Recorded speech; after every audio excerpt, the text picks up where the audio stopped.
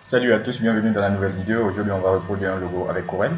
Donc, on peut créer, on peut reproduire, juste en regardant aussi. Et c'est ça, on va faire tout à l'heure.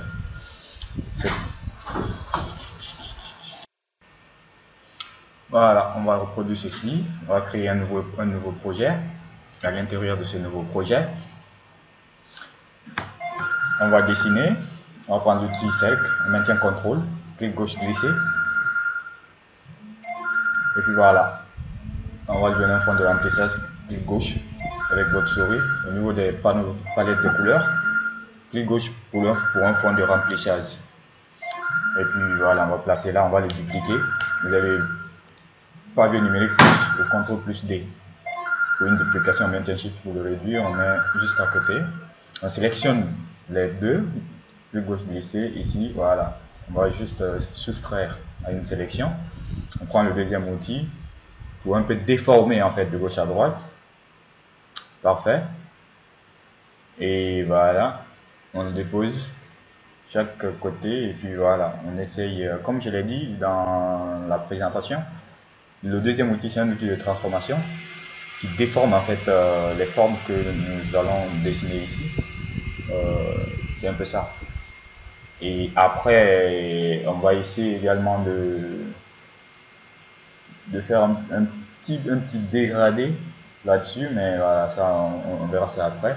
Et surtout, on va faire un petit effet de 3D aussi, qu'on va le faire sortir à l'intérieur. De part et d'autre, ce sont des éléments qui vont nous arranger. Donc, c'est un peu ça. Concentrez-vous.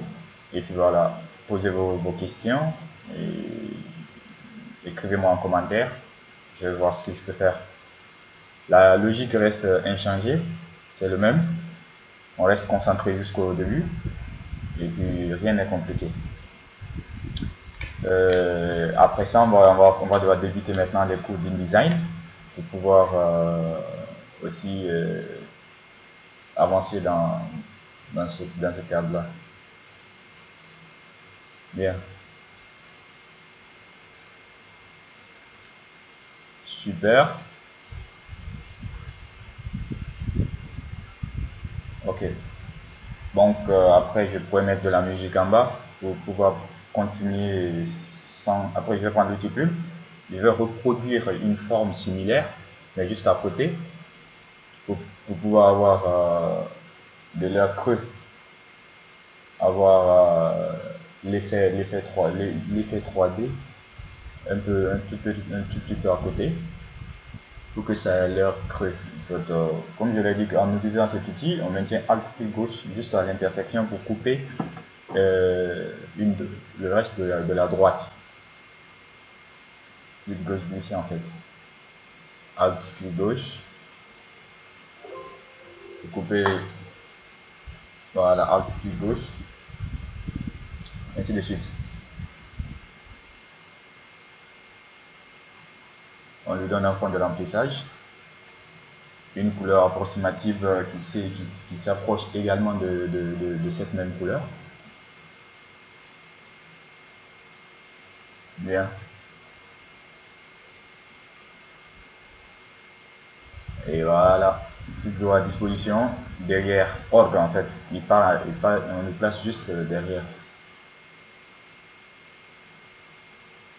Bien.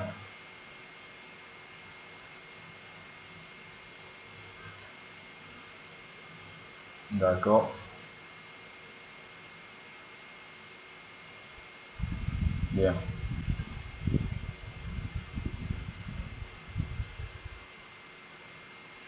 Clic gauche enfoncé, n'oubliez pas, surtout avec le panneau, pour un couleur de remplissage, mais le couleur de contour c'est le clic droit. Bien.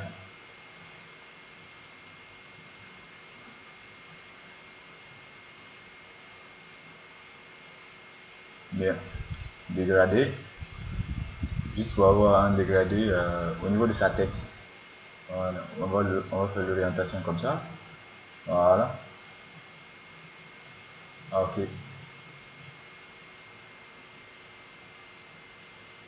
Ok.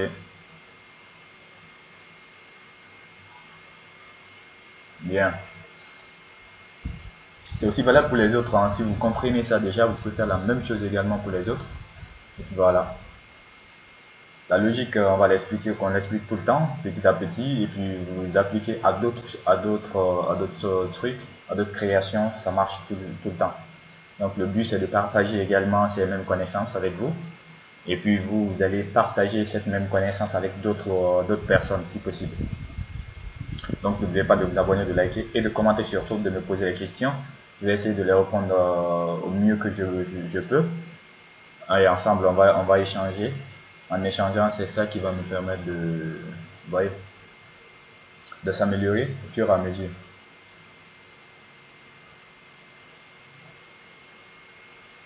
D'accord. Ce sont des palettes de couleurs également que vous pouvez regarder, voir autres propositions de couleurs.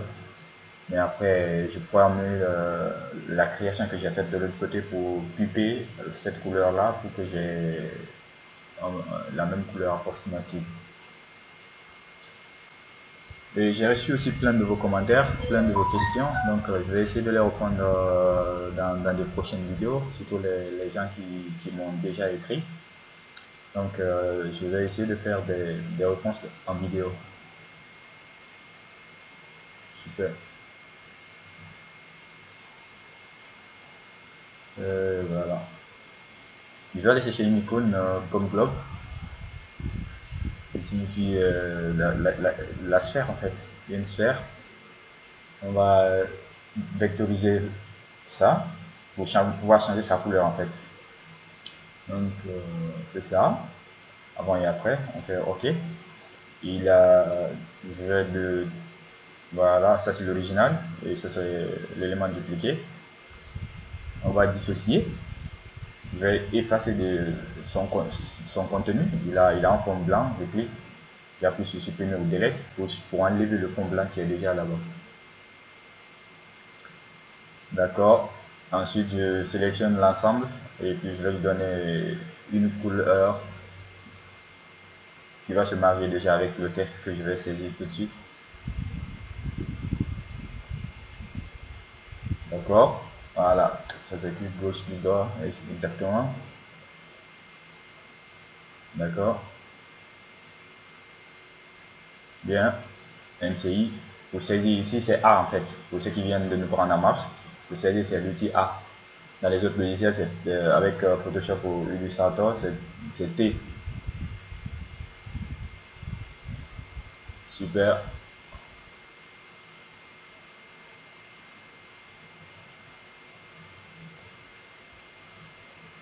On va lui sélectionner cas par cas pour pouvoir lui donner une couleur précise. Au lieu de sélectionner, au lieu de faire un texte un à un. Bien. Je vais le mettre en contour aussi cette fois-ci pour qu'on puisse voir le blanc là en fait. Donc c'est ça.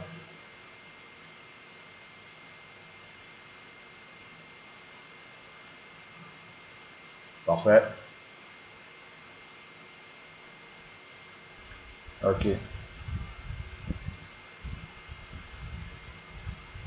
Après, vous aurez le temps de faire mieux.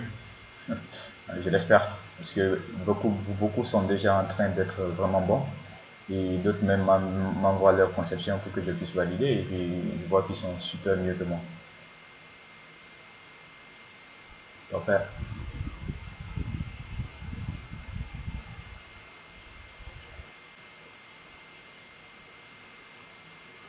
Super.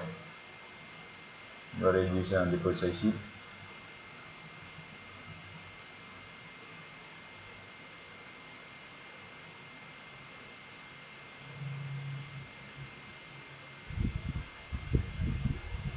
D'accord. Ok. Nouvelle scène ivoirienne.